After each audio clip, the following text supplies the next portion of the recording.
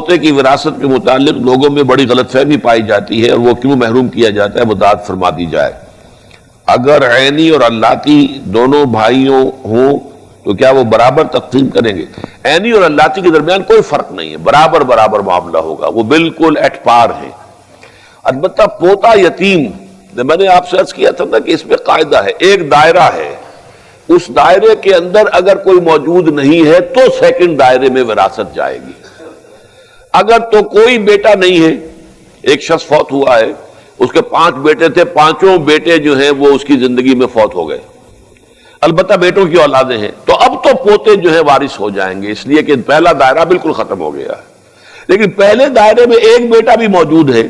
تو پھر وہ یتیم پوتا جو ہے، جو بیٹا فوت ہو گیا، اس کی اولاد وہ جو ہے محجوب الارث کہلاتی ہے، اسے وراثت میں سے حصہ نہیں ملے گا۔ اس کو اصل میں منکرین حدیث نے بہت اٹھایا، غلام احمد پرویز نے اس پر بڑا اڈا لگایا اور بڑا جو ہے علماء کے اوپر اس پر تنقید کی ہے، لیکن اصول ہوتے ہیں، ہر معاملے کے اندر کچھ اصول ہیں، اصولوں کی زد میں کوئی شے آ جاتی ہے تو اس کو ماننا پڑتا ہے، پھر اصول یہی ہے۔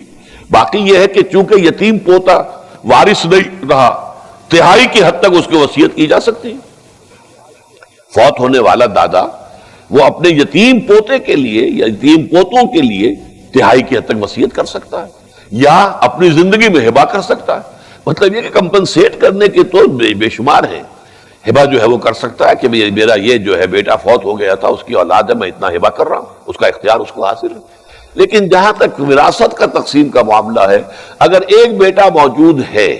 تو پھر پوتا جو ہے سیکنڈ لائن تک وہ وراثت منتقل نہیں ہوگی۔ باپ موجود ہے تو دادا پردادا کو وراثت منتقل نہیں ہوگی۔ ہو سکتا ہے کسی کی زندگی میں اس کا باپ تو فوت ہو جائے اور دادا جو ہے وہ موجود ہو تو ٹھیک ہے، باپ نہیں ہے، دادا ہے، دادا کو وراثت مل جائے گی۔ لیکن اپنی زندگی میں انسان چاہے، اصل میں یہ جو ملکیت کا تصور ہے اسلام میں، یہ اینک میری ملکیت ہے، میں جس کو چاہوں دے دوں، جب چاہوں فروخت کر دوں، جس کو چاہوں ہدیہ کر دوں، جو بھی چاہوں، یہ میری ملکیت ہے۔ اسی طریقے سے اپنی ملکیت اپنی زندگی میں انسان ہبہ کر سکتا ہے، لیکن اس کا قبضہ بھی دینا ہوگا۔ ہبہ تبھی مکمل ہوتا ہے جب باقبضہ ہو، اور یہ کہ اس میں یہ کہ وارث کو بھی ہو سکتا ہے، ایک بیٹے کو سارا کچھ آپ دے سکتے ہیں، قانوناً جائز ہوگا، اور اس کے اوپر دنیاوی عدالت جو ہے کوئی حرف نہیں اٹھا سکتی، کوئی اس کے اوپر جو ہے تنقید نہیں کر سکتی۔ لیکن اگر اس میں ناانصافی کی گئی ہے، اگر ناانصافی کا کوئی خاص سبب ہو، کوئی ایک بیٹا جو ہے وہ آوارہ ہے، بدقماش ہے،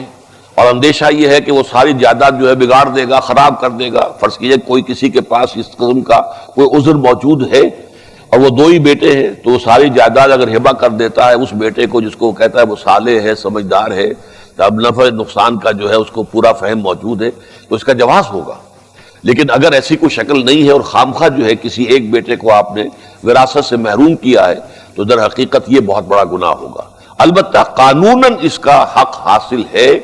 آپ اپنی زندگی میں ہبہ کر سکتے ہیں، اور اس ہبہ کا معاملہ جو ہے وہ کسی ادارے کے نام پہ ہو سکتا ہے، کسی دینی کام کے لیے ہو سکتا ہے، کسی مدرسے کو ہو سکتا ہے، کسی اور درسگاہ کے لیے، کسی ہسپتال کے لیے، کسی فاؤنڈیشن کے لیے یہ ہبہ ہو سکتا ہے، اور اپنے وارثوں کے لیے بھی ہبہ ہو سکتا ہے۔ تو ہبہ اور ہے، وصیت علیحدہ شے ہے، اور وراثت علیحدہ شے ہے۔ یہاں یہ کہ وراثت کا حق معین کیا گیا ہے، لیکن یہ کہ اسے لڑکے کے مقابلے میں آدھا رکھا گیا، اس کی وضاحت تو میں کر چکا ہوں۔